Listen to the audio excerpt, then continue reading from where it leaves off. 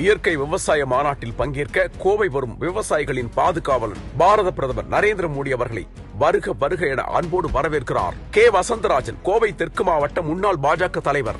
உங்கள் தங்க நகையை அதிக விலைக்கு விற்கவும் மற்றும் அடகில் இருக்கும் தங்க நகையை மீட்டெடுத்து அதிக விலைக்கு விற்கவும் உடனே அணுகவும் prime gold hub 9840551787. No compromise. உங்க சைடுலயும் எங்க சைடுலயும். It's a GT promise. GT Holidays, South India's #1 travel brand. பாகிஸ்தானில் மிகப்பெரிய ஒரு விவசாய புரட்சி வெடிக்க இருக்கிறது. பாகிஸ்தானுடைய இஸ்லாமாபாத் ஆட்சியாளர்களுடைய அந்த மனநிலை பணத்தை குவிக்க வேண்டும், சம்பாதிக்க வேண்டும் அப்படிங்கிற அந்த பண வெறியில் அவங்க என்ன பண்ணிருக்காங்க அப்படின்னா, இந்த சிந்து மாகாணத்துக்கு வரக்கூடிய நீரை இன்னொரு பக்கம் டைவர்ட் பண்ணி ஒரு பாலைவன பகுதியில் கார்ப்பரேட் ஃபார்மிங் அமைக்க போறோம் அப்படின்ட்டு அவங்க புதுசா உருட்ட தொடங்கியிருக்காங்க. ஆயிரக்கணக்கானவர்கள் சிந்து மாகாணத்துல தெருவுல இறங்கி போராட ஆரம்பிச்சிருக்காங்க. கடந்த காலங்கள் அந்த போராட்டத்தின் போது சிந்து மாகாணத்துடைய உள்துறை அமைச்சருடைய வீடு கொளுத்தப்பட்டிருக்கிறது. ஒரு மாநிலத்துடைய உள்துறை அமைச்சருடைய வீடு கொளுத்தப்படக்கூடிய அளவுக்கு அங்க போராட்டக்காரர்கள் அங்க வெறியா இருக்கிறாங்க. அந்த மக்கள் அந்த அளவுக்கு கொதிப்புல இருக்கிறாங்க அப்படின்னா, அப்ப அவங்க அடுத்து என்ன செய்வாங்க அப்படிங்கிறது தான் மிக முக்கியமான ஒரு கேள்வியாக இருக்கிறது.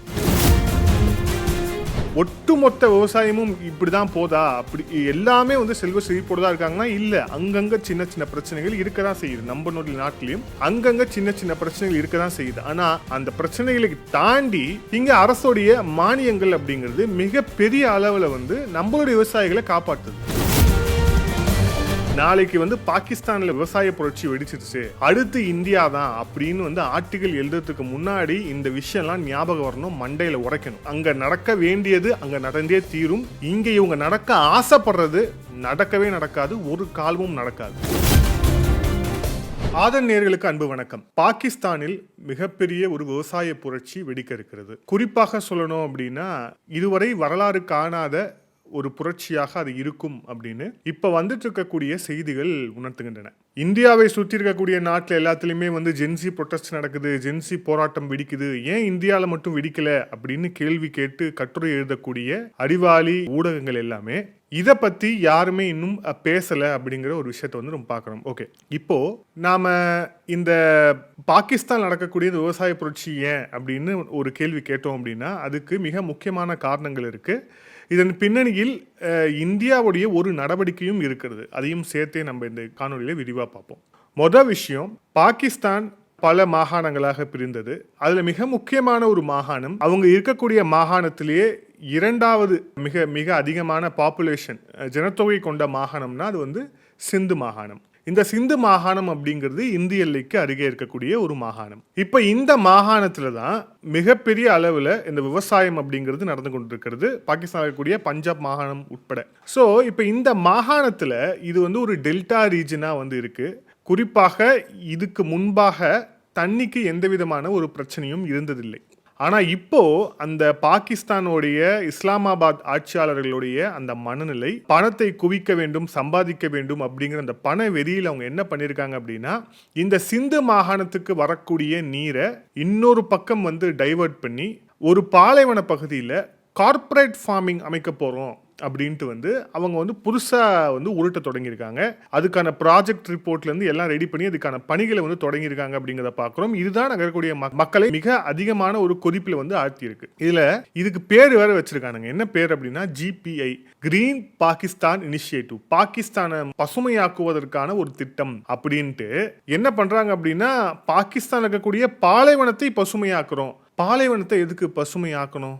டெல்டா ரீஜன் இருக்கு, அங்கு வரக்கூடிய நீரின் அளவு ஏற்கனவே விவசாயம் நடந்து கொண்டிருக்கிறது. அந்த இடம் ஏற்கனவே பசுமையா இருக்கு. பசுமையா இருக்க இடத்துக்கு போக வேண்டிய நீரை ஒழுங்கா போறதுக்கான வழிவகை செய்யாம, விவசாயிகளுடைய அந்த வாழ்வாதாரத்துக்கு வழிவகை செய்யாம, பாலைவனத்தை நாங்க சோலைவனமா மாத்த போறோம் அப்படின்னு இறங்கி இருக்கக்கூடிய இந்த இஸ்லாமாபாத் ஆட்சியாளர்களுக்கு பைத்தியம் பிடிச்சிருக்கா அப்படிங்கிறதா நாங்கள் இருக்கக்கூடிய மக்களுடைய மிக முக்கியமான கேள்வி. இதற்கு இன்னொன்று பின்னணியும் இருக்கு. அதாவது இந்த ப்ராஜெக்டோடைய பேர் நான் சொன்னேன், GPIன்னு ப்ராஜெக்ட் சொன்னேன்.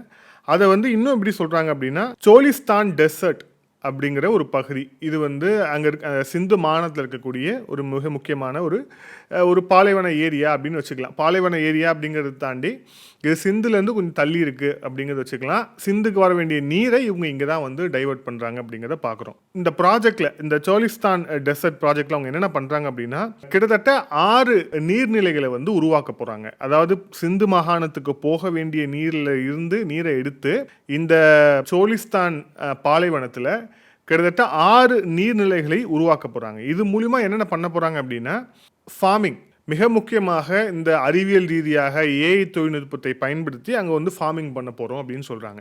இதனால சிந்து விவசாயிகள் எப்படி சிந்து விவசாயிகள் மட்டும் இல்லை, சிந்துல வந்து மீன்பிடி தொழிலை அடிப்படையாக கொண்ட மக்களும் ஜாஸ்தியாக இருக்கிறாங்க. ஸோ அந்த மக்களும் விவசாய மக்களும் அவங்களுடைய முழுமையான வாழ்வாதாரமே இதை நம்பி இருக்கு. அப்படிங்கிற போது இது ரெண்டுத்தையுமே இழக்கக்கூடிய ஒரு அபாயம் அப்படிங்கிறது அங்கே வந்து ஏற்பட்டிருக்கு. அதுவும் இந்த ப்ராஜெக்டோடைய அந்த எவ்வளோ லேண்டை எடுக்கிறாங்க, அந்த டெசர்ட்டுக்காக என்ன எவ்வளோ லேண்ட் எடுக்கிறாங்க அப்படின்னு பார்த்தோம் அப்படின்னா, கிட்டத்தட்ட 4.8 மில்லியன் ஏக்கர் லேண்டை வந்து எடுத்து அதில் வந்து இந்த ப்ராஜெக்டை வந்து நாங்கள் கட்டமைக்கணும் அப்படிங்கிற விஷயத்த வந்து சொல்கிறாங்க. இந்த இயற்கை ஆர்வலர்கள்லாம் நிறைய பேர் இருப்பாங்க. இங்கே வந்து ஏர்போர்ட் கட்டாதீங்க, இங்கே வந்து பஸ் ஸ்டாண்டு கட்டாதீங்கன்னு சொல்லிட்டு இயற்கை ஆர்வலர்கள் நிறைய பேர் இருப்பாங்க. அவங்க எந்த நாட்டில் எங்கே பிரச்சனை நடந்தாலும் அவங்க வந்து குரல் கொடுப்பாங்க. இப்போ அந்த மாதிரி இயற்கை ஆர்வலர்களுடைய கவனத்துக்கு நம்ம சொல்ல வேண்டிய விஷயம் என்ன அப்படின்னா, பாகிஸ்தான் இந்த விஷயத்தை செய்வதன் மூலமாக என்டேஞ்சர்டு ஸ்பீசிஸ் லிஸ்ட்டில் இருக்கக்கூடிய பல உயிரினங்களும் இதில் வந்து பாதிக்கப்படுவதற்கான ஒரு சூழல் அப்படிங்கிறது ஏற்பட்டிருக்கு. இது கிட்டத்தட்ட ஒரு இன்டர்நேஷ்னல் சப்ஜெக்ட்னு கூட சொல்லலாம். அதுவும் மிக முக்கியமாக சொல்லணும் அப்படின்னா, என்னென்ன ஸ்பீசிஸ், காராக்கால் கேட் அப்படிங்கிற ஒரு உயிரினம் இருக்குது. அது வந்து அந்த பகுதியில் மட்டும்தான் இருக்குது. இப்போ இது நடந்துச்சு அப்படின்னா அது அழியக்கூடிய ஒரு நிலை அப்படிங்கிறது ஏற்படும். அது அழிஞ்சிச்சுன்னா உலகத்தில் வேறு எங்கேயுமே இந்த உயிரினம் அப்படிங்கிறது இல்லாமல் போயிடும் அப்படிங்கிற ஒரு இது இருக்குது. அதே மாதிரி வந்து டெசர்ட் ஃபாக்ஸ் அப்படின்னு ஒரு உயிரினம், அதுவும் கிட்டத்தட்ட அங்கே மட்டும்தான் இருக்குது. ஸோ இந்த மாதிரி கிட்டத்தட்ட 6 வகையான இந்த என்டேஞ்சர்டு ஸ்பீசிஸும் வந்து அங்கே தான் இருக்குது. இப்போ இது நடந்துச்சு அப்படின்னா அது எல்லாமே வந்து கெட்டு அது எல்லாமே இல்லாமல் போகிறதுக்கான அபாயம் அப்படிங்கிறது இருக்குது. ஆனால் அந்த அபாயம் பற்றிலாம் இந்த இஸ்லாமாபாத்தில் இருக்கக்கூடிய அந்த ஆட்சியாளர்களுக்கு எவ்விதமான ஒரு கவலையும் வந்து கிடையவே கிடையாது. ஸோ இப்போ இது எப்படி போராட்டமாக வெடிக்குது அப்படிங்கிறது பார்க்குறோம். ஏன் அப்படின்னா, சிந்து மாகாணம் மிக முக்கியமான மாகாணம். இந்த சிந்து மாகாணத்தில் இருக்கக்கூடிய இந்த விவசாயத்தையும் மீன்பிடி தொழிலையும் வாழ்வாதாரமாக கொண்ட கிட்டத்தட்ட ஆயிரக்கணக்கானவர்கள் களத்தில் இறங்கி அவங்க வந்து போராடி இருக்காங்க. அந்த போராட்டம் கடந்த காலங்கள் நடந்தது. அந்த போராட்டம் வந்து பாப்ரோலி பைபாஸ் அப்படிங்கிற பகுதியில் வந்து சாலை மறியல் பண்ணி மிகப்பெரிய ஒரு போராட்டம் வந்து அங்கே நடத்தியிருக்கிறாங்க. இந்த போராட்டம் அப்படிங்கிறது எந்த வகையில் அப்படின்னா, கிட்டத்தட்ட பாகிஸ்தானுடைய சிந்து மாகாணத்தில் மட்டும் 55 மில்லியன் பீப்புள் வந்து அங்கே வந்து பொதுமக்கள் வந்து வசிக்கிறாங்க. அதில் ஏறக்குறைய கிட்டத்தட்ட 25 மில்லியனுக்கு மேலே இருக்கக்கூடிய 25% மேலே இருக்கக்கூடிய மக்களுடைய வாழ்வாதாரம் அப்படிங்கிறது இந்த விஷயம்தான். இப்போ இது வந்து பாதிக்கப்படுது அப்படின்னா அவங்களுடைய அடுத்த வேலை, அவங்க வந்து சாப்பாடுக்கு என்ன செய்வாங்க அப்படிங்கிற அந்த கவலை அங்கே இருக்கக்கூடிய அந்த சிந்து மாகாணத்தில் இருக்கக்கூடிய ஒரு இளைஞர்கள் மத்தியிலையும் குடும்ப தலைவர்கள் மத்தியிலும் வந்துருச்சு. அதனால தான் அவங்க வந்து தெருவில் இறங்கி போராடக்கூடிய ஒரு நிலை அப்படிங்கிறதையும் வந்து பார்க்குறோம். இப்போ இந்த போராட்டம் வந்து ஏதோ இப்போ தொடங்கினது வந்து கிடையாது. ஏன் அப்படின்னா, பாகிஸ்தானுடைய இஸ்லாமாபாத் ஆட்சியாளர்களுடைய மனநிலை எப்படி அப்படின்னா, கைபர் பக்துன்குவா பற்றி அவங்களுக்கு கவலை கிடையாது, பலுஜிஸ்தான் பற்றி அவங்களுக்கு கவலை கிடையாது, சிந்து மாகாணத்தை பற்றி அவங்களுக்கு கவலை கிடையாது. அவங்களுடைய கவலை எல்லாமே ஒரு விஷயம்தான், பஞ்சாப் மாகாணம். ஏன்னா அந்த பஞ்சாப் மாகாணத்தை தான் இப்போ பாகிஸ்தானுடைய புது சர்வாதிகாரியாக உருவெடுத்திருக்கக்கூடிய அசீம் முனீர் தொடங்கி அந்த பாகிஸ்தானுடைய ஆட்சியாளர்களுடைய அவங்களுடைய அந்த ஹெட் குவார்ட்டர்ஸ் எல்லாமே இந்த பஞ்சாப் மாகாணத்தில் தான் இருக்கிறது. அது மட்டும் இல்லாமல் பாகிஸ்தான் இருக்கக்கூடிய இந்த அரசு கட்டமைப்புலையும் இந்த பஞ்சாபி முஸ்லீம்ஸோடைய டாமினேஷன் தான் அங்கே வந்து அதிகமாக இருக்குது. ஸோ இந்த மாகாணத்துக்காக அவங்க எந்த எல்லைக்கும் போவாங்க, எதை வேணால் பறி கொடுப்பாங்க அப்படிங்கிறதுக்கான விஷயம்தான் இது எல்லாமே ஒன்றன் பின் ஒன்றாக நடந்து கொண்டிருக்கிறது. ஏற்கனவே இந்த சிந்து மாகாணத்துக்கு வரவேண்டிய நீரை தடுத்து ஒரு டேம் கட்டி அந்த டேமில் இருக்கக்கூடிய வாட்டரை அப்படியே வந்து பஞ்சாப் ப்ராவின்ஸுக்கு வந்து திருப்பி விட்டதே மிகப்பெரிய ஒரு சர்ச்சையாக இன்று வரை அது வந்து பேசப்பட்டே வருகிறது. அது வந்து காலாபாக் டேம் ப்ராஜெக்ட் அப்படிங்கிற பேரில் அவங்க கட்டின அந்த டேம் அப்படிங்கிறது இன்று வரை மிகப்பெரிய ஒரு பிரச்சனையாக அங்கே வந்து இருந்து வருகிறது. அதிலிருந்து வரக்கூடிய நீரை வந்து அவங்க டைவர்ட் பண்ணுறாங்க அப்படிங்கிற அந்த விஷயம் வந்து அங்கே இருக்குது. ஏற்கனவே அந்த பிரச்சனையே இருக்குது. அப்படிங்கிற போது அந்த காலாபாக் டேம் ப்ராஜெக்டோடைய ஒரு எக்ஸ்டென்ஷனாக இவங்க வந்து இப்போ இந்த புது ப்ராஜெக்டை வந்து ஃப்ளோட் பண்ணி அதன் மூலியமாக செய்ய தொடங்கியிருக்காங்க அப்படிங்கிறத பார்க்குறோம். இவங்களுடைய பேசிக் ஐடியா தான் என்ன, அதாவது அந்த நாட்டுடைய வளர்ச்சி எந்த அளவுக்கு மோசமாக இருக்குது அப்படிங்கிறத பார்க்குறோம். அந்த நாடு கிட்டத்தட்ட 75% அவங்களுடைய அன்றாட தேவைகளுக்கே வந்து கடனை வாங்கி ஓட்டக்கூடிய ஒரு நாடாக அது இருக்கிறது.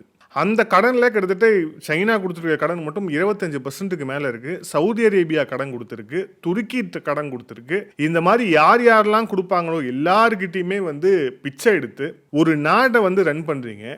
இப்போ அந்த நாட்டில் ஏற்கனவே இருக்கக்கூடிய கொஞ்ச நெஞ்ச இந்த விவசாயிகளுடைய விஷயத்தையும் வந்து நீங்க இழக்கக்கூடிய ஒரு விஷயம் வருது அப்படின்னா, அப்ப எந்த அளவுக்கு இந்த இஸ்லாமாபாத்தோடைய ஆட்சியாளர்கள் அந்த நாட்டின் மீதும் அந்த நாட்டு மக்களின் மீதும் மிக குறிப்பாக சிந்து மாகாண மக்கள் மீதும் இவர்களுக்கு இருக்கக்கூடிய அந்த அக்கறை எந்த அளவுக்கு, அவங்களுடைய அக்கறையுடைய அளவு என்ன அப்படிங்கிறத நம்ம இதுல இருந்தே வந்து பார்க்க முடியும். ஸோ இது என்ன ஆகுது அப்படின்னா, ஏற்கனவே ஆயிரக்கணக்கானவர்கள் சிந்து மாகாணத்தில் வந்து அங்க வந்து தெருவில் இறங்கி போராட ஆரம்பிச்சிருக்காங்க.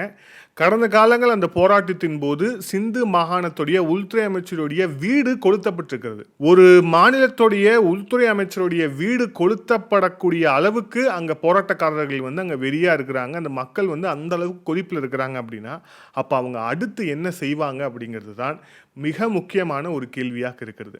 ஏற்கனவே நம்ம கடந்த காலங்களில் பாகிஸ்தான் ஆக்குபைட் காஷ்மீரில் இருக்கக்கூடிய மக்கள் இந்தியாவோடு எங்களை இணைத்து விடுங்கள் அப்படிங்கிற ஒரு குரலை வந்து, போராட்ட குரலை வந்து மிக வலுவாக எழுப்பிட்டு இருக்கிறாங்க. இப்போ ரொம்ப ரீசெண்டாக ப்ரொட்டஸ்டும் போராட்டங்கள் ஜாஸ்தியாக நடந்து கொண்டே இருக்கு அப்படிங்கிறத பார்க்குறோம். இதை மனதில் வைத்து தான் பாகிஸ்தான் ஆக்குபைட் காஷ்மீர் நம்மிடம் மீண்டும் வரும், அதுவாகவே வரும் அப்படின்னு நம்மளுடைய பாதுகாப்புத்துறை அமைச்சர் ராஜ்நாத் சிங் அவர்கள் சொன்னதுக்கான மிக முக்கியமான காரணமும் இதுதான். இப்போ இந்த குரல் அப்படிங்கிறது அடுத்த கட்டமாக ஏன் சிந்து மாகாணத்தில் போகக்கூடாது, சிந்து மாகாண மக்கள் எங்களை இந்தியாவுடன் இணைத்து விடுங்கள் அப்படிங்கிற ஒரு கோரிக்கை வந்து வைக்க மாட்டாங்க அப்படிங்கிறதுக்கு வந்து என்ன சாட்சி?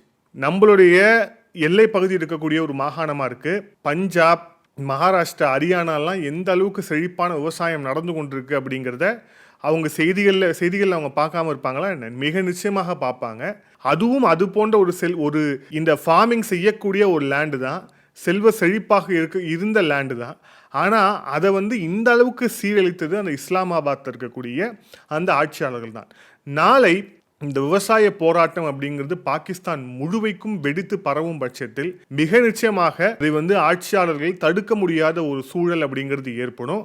குறிப்பாக அந்த சிந்து மாகாணத்துடைய ரெப்ரசன்டேட்டிவ் அப்படின்னு வந்து சொல்லக்கூடிய அந்த பிலவல் பூட்டோ என்ன செஞ்சிட்டு இருக்கான் அப்படின்னு வந்து யாருக்குமே தெரியல. மிக குறிப்பாக பாகிஸ்தானுடைய தீவிரவாதத்தை சர்வதேச நாடுகளுக்கெல்லாம் சென்று ஆங்கிலத்தில் பேசி கேன்வாஸ் பண்ணக்கூடிய வேலையை தான் இந்த பிலவல் பூட்டோ அப்படிங்கிற நபர் செய்கிறாரே ஒழிய, அவர் பிறந்த ஐ எம் அ ப்ரௌடு சிந்தி அப்படின்னு சொல்லக்கூடிய நபர் இருக்கக்கூடியவங்களுக்கு என்ன செய்கிறாரு, என்ன செஞ்சிருக்காரு அப்படின்னா அதுவும் மிகப்பெரிய ஒரு கேள்விக்குறி. ஆகவே இந்த விவசாய புரட்சியை நோக்கி பாகிஸ்தான் சென்று கொண்டு இருக்கு அப்படிங்கிறத பார்க்குறோம். எப்படி பல நாடுகளில் வந்து இந்த விவசாயிகளுடைய போராட்டம் அப்படிங்கிறது மிக முக்கியமான ஒரு போராட்டமாக இருந்திருக்கிறதோ, அதுபோல வரலாறு காணாத ஒரு விவசாயிகளுடைய போராட்டத்தை, ஒரு புரட்சியை பாகிஸ்தான் விரைவில் சந்திக்கும் அப்படிங்கிறது தான் அங்கே இருக்கக்கூடிய எக்ஸ்பர்ட்ஸுடைய கருத்தாக இருக்கிறது. வரக்கூடிய ரிப்போர்ட்ஸும் வந்து உணர்த்துகிறது. இந்த பதிவோட இறுதியாக இப்போ இது வந்து விரைவில் நடக்கும் அப்படின்னு ஒரு கணிப்பு வந்து இருக்குது. இது நடந்த உடனே வந்து இங்கே இருக்கக்கூடிய அறிவாளிகள், சர்வதேச ஊடக அறிவாளிகள் என்ன சொல்லுவாங்க, அடுத்து என்ன போவாங்க அப்படின்னா, ஆமாம் அப்போது வந்து டுடே பாகிஸ்தான் டுமாரோ இந்தியா அப்படின்னு ஒரு ஆர்டிகல் போடுவாங்க. நம்ம என்னடா ஆர்டிகல் அப்படின்னு உள்ள போய் படித்தோம் அப்படின்னா, இல்லை சிந்து மாகாணத்தில் வந்து விவசாயிகள் வந்து போராட்டம் வந்து வெடிக்க ஆரம்பிச்சிருக்கு, மிகப்பெரிய அளவில் வந்து போராட்டம் வெடிக்க ஆரம்பிச்சிருக்கு. இப்போ அடுத்த கட்டமாக இது வந்து இந்தியாவில் தான் பரவும், இந்தியாவிலும் விவசாயிகள் வந்து அதிருப்தியில் இருக்கிறார்கள், இந்தியாவிலையும் வந்து இப்போ எப்படி வந்து ஜென்சி ப்ரொட்டஸ்ட் வந்து ஏன் இந்தியாவில் நடக்கலை அப்படின்னு வந்து மாரில் அடிச்சுக்கிட்டு அழாத குறையா இந்த ஊடகங்கள் எல்லாம் வந்து எழுதிச்சு அப்படிங்கிறத பார்க்குறோம். ஸோ இப்போ அடுத்த கட்டமாக இவங்க எங்கே வருவாங்கன்னா, நாளைக்கு விவசாயிகள் ப்ரொட்டஸ்ட் அப்படிங்கிறது இங்கே வெடிக்கும், இந்தியாவில் வெடிக்கும் அப்படின்ட்டு வந்து எழுதுவாங்க. இப்போது அது எழுதுறதுக்கு முன்பாகவே குறிப்பாக அந்த எழுதின அந்த இங்கிலீஷ் ஆர்டிக்கலை நியூயார்க் டைம்ஸில் வந்து இந்த ஆர்டிக்கல் வரும், அல் ஜசீராவில் இந்த ஆர்டிக்கல் வரும், பிபிசியில் இந்த ஆர்டிக்கல் வரும். இது எல்லாம் டிரான்ஸ்லேட் பண்ணி தமிழில் வேற வந்து இவனுங்க வந்து போடுவானுங்க. போடுறதுக்கு முன்பாகவே நாம் ஒரு விஷயத்தை வந்து தெளிவாக சொல்லிடுவோம். இந்தியாவில் இருக்கக்கூடிய ஃபார்மர்ஸோடைய நிலையும் பாகிஸ்தானில் இருக்கக்கூடிய ஃபார்மர்ஸோட நிலையும் ஒன்று கிடையவே கிடையாது. இங்கே நாம் அடிப்படையில் நம்ம ட்ரெடிஷ்னல் ஃபார்மிங் அப்படிங்கிறது ஒரு பக்கம் இருந்தாலும் கூட அதில் எத்தகைய ஒரு நவீனத்துவத்தை வந்து உள்ளே கொண்டு வர முடியும் அப்படிங்கிறதுக்கான விஷயம் ஒரு பக்கம் போயிட்டுருக்கு. இன்னொரு பக்கம் அரசோடைய மானியங்கள் ஒரு பக்கம் போயிட்டு இருக்கு. IMF வந்து கடன் வாங்கினப்போ பாகிஸ்தானுக்கு அந்த IMF கொடுத்த ரூல்ஸ் அண்ட் ரெகுலேஷன்ஸ்ல நீ விவசாயிகளுக்கும் மற்ற மக்களுக்கும் வந்து யாருக்கும் வந்து எந்த விதமான சலுகையே கொடுக்க கூடாது அப்படின்னு சொல்லிட்டு பெரிய கண்டிஷன்ஸே வந்து போட்டுதான் வந்து அந்த காசை கொடுத்தான். இவனுங்களும் அந்த கண்டிஷன்ஸை வந்து கேட்டுட்டு ஓகே சாமி நான் எதுவும் கொடுக்க மாட்டேன்னு சொல்லிட்டு வாங்கினாங்க. இப்ப பாருங்க, இப்ப இந்தியாவில் இப்ப இவங்களுடைய கம்பேரிசன்ங்கிறது இந்தியாவுடைய ஃபார்மர்ஸ். இந்தியாவுடைய ஃபார்மர்ஸ் அப்படிங்கிறவங்க எந்த அளவுக்கு ஸ்திரத்தன்மையோடு நகர்ந்து கொண்டிருக்கிறாங்க அப்படிங்கிறதுக்கான பல டேட்டா அப்படிங்கிறது இருக்கு, நாமளே கண்கூட பார்க்குறோம். ரெண்டாவது, ஒட்டுமொத்த விவசாயமும் இப்படிதான் போதா, அப்படி எல்லாமே வந்து செல்வ செழிப்போடு தான் இருக்காங்கன்னா இல்லை, அங்கங்கே சின்ன சின்ன பிரச்சனைகள் இருக்க தான் செய்யுது. நம்ம நாட்டிலையும் அங்கங்கே சின்ன சின்ன பிரச்சனைகள் இருக்க தான் செய்யுது. ஆனால் அந்த பிரச்சனைகளுக்கு தாண்டி இங்கே அரசுடைய மானியங்கள் அப்படிங்கிறது மிகப்பெரிய அளவில் வந்து நம்மளுடைய விவசாயிகளை காப்பாற்றுது. ரொம்ப முக்கியமாக வந்து சொல்லணும் அப்படின்னா நம்ம தமிழகம் சென்ட்ரிக்காகவே சொல்லுவோம். அப்போ தான் இந்த டிரான்ஸ்லேட் பண்ணி போட்ட ஆர்டிகல் படித்தவங்களுக்கெல்லாம் வந்து இது ஏன் அப்படிங்கிறது புரியும். இப்போ ஒரு சில ஸ்கீம்ஸை பார்ப்போம். பிரதான் மந்திரி கிசான் சமன் நிதி அப்படின்னு சொல்லிட்டு ஒரு நிதி இருக்கு. இப்போ இந்த நிதியின் கீழே ஆண்டுதோறும் தமிழகத்தில் மட்டும் கிட்டத்தட்ட 44 லட்சம் விவசாயிகளுக்கு ஆண்டுதோறும் ஒரு 3 டேர்மா 6000 ரூபாய் வந்து போடப்படுது. ஸோ 2000 சொல்லிட்டு 6000 ரூபாய் வந்து போடப்படுது அப்படிங்கிறத பார்க்குறோம். இதுக்கு மட்டும் 11,000 கோடி வந்து கடந்த 2025 பிப்ரவரியில் வந்து ஒதுக்கப்பட்டிருக்கு அப்படிங்கிற அந்த ஒரு விஷயத்தையும் பார்க்குறோம். ஸோ இது டைரக்டா விவசாயிகள், நம்மளுடைய இந்திய விவசாயிகளுக்கு கையில் போகக்கூடிய ஒரு பணம். இப்போ 2000 ரூபாய் விவசாயிகளுக்கு கொடுத்துட்டா மட்டும் பத்துமா? அதுக்கப்புறம் என்ன செய்வாங்க? அதுக்கப்புறம் அவங்களுடைய பொருட்களுக்கான ஆதார விலை, அதுக்கப்புறம் அவங்களுடைய பொருட்களை விற்பதற்கான வழிவகைன்னு சொல்லிட்டு ஏகப்பட்ட பிரச்சனை இருக்குல்ல.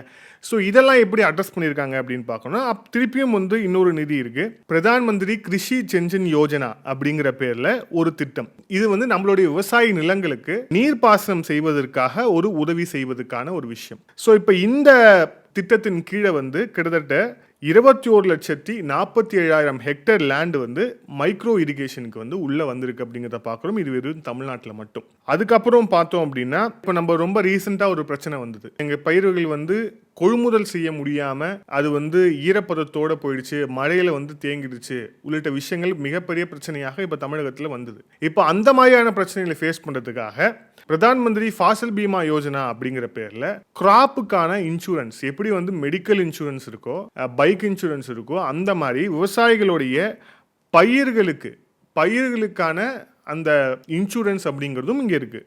அது மட்டும் இல்லாமல் இது வெறும் இந்த இயற்கை சீற்றங்கள் மட்டும் கிடையாது. ஒருவேளை ஒரு காட்டு வனவிலங்குகள் ஏதாவது தாக்குது அவங்களுடைய பயிர்களை அப்படின்னாலும் சரி, இல்லை வேற எந்த விஷயம்னாலும் சரி, இந்த இன்சூரன்ஸில் வந்து அது கவர் ஆகுது.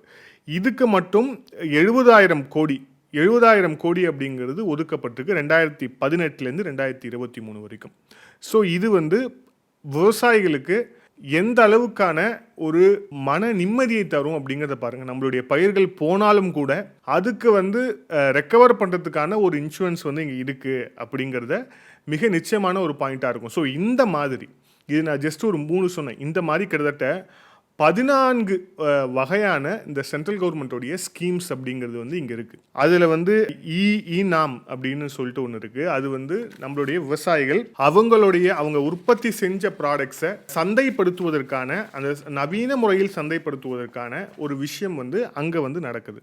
அப்புறம் அக்ரிகல்ச்சர் இன்ஃப்ராஸ்ட்ரக்சர் ஃபண்டு, தொடர்ச்சியாக இந்த நேஷனல் லைவ் ஸ்டாக் மிஷன் சொல்லிட்டு கிட்டத்தட்ட 14 வகையான இந்த ஸ்கீம்ஸ் அப்படிங்கிறது நம்மளுடைய விவசாயிகளை காப்பதற்காக இந்தியாவில் வந்து இருக்குது. இதை செய்வது இந்திய அரசு, கூடவே சேர்ந்து மாநில அரசுகள் இதை ஒழுங்கான முறையில் இதை வந்து இங்கே வந்து அமல்படுத்துகிறாங்க அப்படிங்கிற அந்த ஒரு விஷயத்தையும் பார்க்குறோம். ஸோ ஒருங்கிணைந்த முறையில் இந்திய விவசாயிகளை இந்தியாவில் இருக்கக்கூடிய மத்திய அரசும் சரி, மாநில அரசுகளும் சரி, ஒரே குடையின் கீழே கொண்டு வந்து விவசாயிகளை எந்த வகையிலலாம் வந்து சேஃப்கார்ட் பண்ண முடியுமோ அதை வந்து செய்யறாங்க. பிரச்சனைகள் இருக்கா அப்படின்னா ஆமா, நிச்சயமா பிரச்சனைகள் இருக்குதான். ஆனா நாளைக்கு வந்து பாகிஸ்தான்ல விவசாய புரட்சி வெடிச்சிருச்சு, அடுத்து இந்தியா தான் அப்படின்னு வந்து ஆர்டிகல் எழுதுறதுக்கு முன்னாடி இந்த விஷயம்லாம் ஞாபகம் வரணும், மண்டையில உரைக்கணும். அங்க நடக்க வேண்டியது அங்க நடந்தே தீரும். இங்க இவங்க நடக்க ஆசைப்படுறது நடக்கவே நடக்காது, ஒரு காலமும் நடக்காது. மீண்டும் இன்னொரு காணொலியில் சந்திப்போம். நன்றி, வணக்கம்.